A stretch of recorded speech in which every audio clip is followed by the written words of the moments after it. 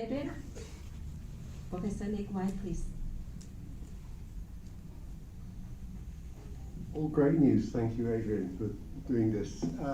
Quickly, do you think that could be a dose effect for the kids, the younger kids apparently having higher immunogenicity? I guess they get the same dose? Yeah, honestly, we don't know. Of course, if you go down further to 2 to 4 months of age, as with RTSS, you'd expect to see much lower. So it's not just dose, there's something else going on. One crazy idea is that we're optimized to maximize immunogenicity of anything at 6 to 12 months of age, because you're protected by maternal antibodies and maybe other things in the first 6 months of life. So we can select it to have really frisky immune responses at 6 to 12 months of age. But we'll look at more vaccines.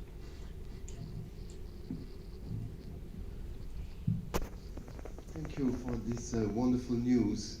I was wondering whether the transmission blocking vaccines were going to be administered to the whole population or only to children.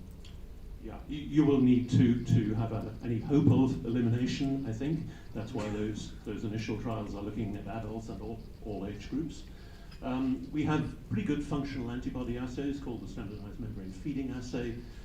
2 Oxford vaccines and 1 NIH vaccine have shown good immunogenicity on that assay.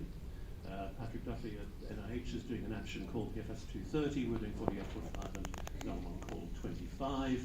Of course, you're allowed to mix them, and we're going to try and do that with EDCTP support in the coming year. So transmission blocking vaccines are coming along. Adrian, yeah, excellent, really exciting work. What are your thoughts on, or have you seen any evidence?